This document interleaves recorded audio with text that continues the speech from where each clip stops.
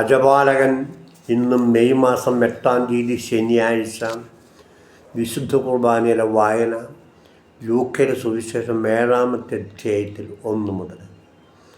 യേശു ജനങ്ങളോടുള്ള പ്രബോധനം അവസാനിപ്പിച്ച് കഫർനാമിലേക്ക് പോയി. അവിടെ ഒരു ശതാധിപൻ്റെ ഭൃത്യൻ രോഗം ബാധിച്ച് ആസന്ന മരണനായി കിടന്നിരുന്നു. അവൻ യജമാനന് പ്രിയങ്കരനായിരുന്നു. ശതാധിപൻ യേശുവിനെ പറ്റി കേട്ട് തൻ്റെ ഭൃത്യനെ സുഖപ്പെടുത്തണമെന്ന് അപേക്ഷിക്കുവാൻ ചില യഹൂദ പ്രമാണികളെ അവൻ്റെ അടുത്ത് അയച്ചു. അവർ യേശുവിൻ്റെ അടുത്ത് വന്ന് അപേക്ഷിച്ച് പറഞ്ഞു, നീ ഇത് ചെയ്തു കൊടുക്കാൻ അവൻ അർഹനാണ്. എന്തെന്നാൽ അവൻ നമ്മുടെ ജനത്തെ സ്നേഹിക്കുന്നു, നമുക്കൊരു സിനഗോഗ് പണിയിച്ച് തരികയും ചെയ്തിട്ടുണ്ട്. യേശു അവരോടൊപ്പം പുറപ്പെട്ടു. അവൻ വീടിനോട് അടുക്കാറായപ്പോൾ ആ ശതാധിപൻ തൻ്റെ സ്നേഹിതരെ ചിലരെ അയച്ച് അവനോട് പറഞ്ഞു, കർത്താവേ, അങ്ങ് ബുദ്ധിമുട്ടണ്ട. അങ്ങ് എൻ്റെ വീട്ടിൽ പ്രവേശിക്കാൻ ഞാൻ യോഗ്യനല്ല. അങ്ങയെ നേരിട്ട് സമീപിക്കാൻ പോലും എനിക്ക് യോഗ്യതയില്ല എന്ന് ഞാൻ വിചാരിച്ചു.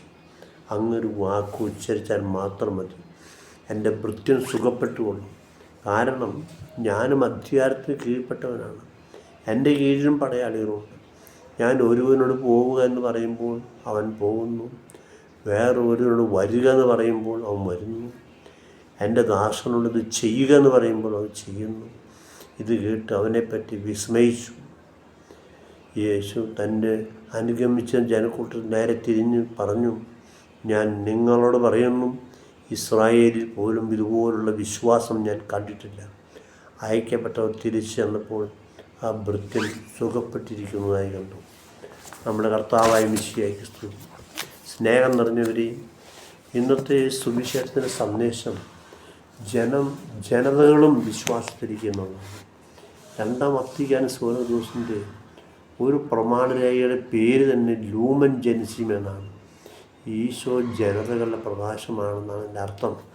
ശതാധിപൻ്റെ ഭൃത്യന് യേശു സൗഖ്യം നൽകുന്നതാണ് സന്ദർഭം.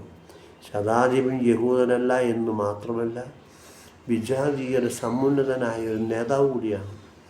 യേശു ശതാധിപൻ്റെ വീടിനോടടുത്തപ്പോൾ ശതാധിപൻ സ്നേഹിതരെ ചിലരെ അയച്ച് അവരോട് പറഞ്ഞു, കർത്താവേ, അങ്ങ് ബുദ്ധിമുട്ടണ്ട. അങ്ങൻ്റെ വീട്ടിൽ പ്രവേശിക്കാൻ ഞാൻ യോഗ്യനല്ല. അങ്ങയെ നേരിട്ട് സമീപിക്കാൻ പോലും എനിക്ക് യോഗ്യതയില്ല എന്ന് ഞാൻ വിചാരിച്ചു. അങ്ങൊരു വാക്ക് ഉച്ചരിച്ചാൽ മാത്രം മതി, എൻ്റെ ഭൃത്യൻ സുഖപ്പെട്ടു. യേശു യഹൂദരുടെ മാത്രം രക്ഷകനല്ല, ലോകരക്ഷകനാണ് എന്ന് വിശ്വസിക്കുന്നവരുടെ എല്ലാവരും രക്ഷകനാണ് യേശു. യുഗപുരുഷനാണ് യേശു. ലോകത്തിലെ സകലർക്കുമുള്ള രക്ഷകനാകാൻ ദൈവം നിയോഗിക്കപ്പെട്ടവനാണ് യേശു. നാശത്തിൻ്റെയും നിരാശയുടെയും വക്കിലെത്തി അനേകം യേശുവിൽ വിശ്വസിച്ച് രക്ഷയുടെ പ്രത്യാശയിലേക്ക് എത്തിയിട്ടുണ്ട്. യേശുവിൽ വിശ്വസിക്കുന്നവരെ ഒരു മതവിഭാഗക്കാരെ കാണുന്നതിലുപരി മതത്തിൻ്റെ അതിവരമ്പുകൾക്ക് ഭേദിച്ച് യേശു തിരഞ്ഞെടുത്തിരിക്കുന്നു എന്ന് മനസ്സിലാക്കണം.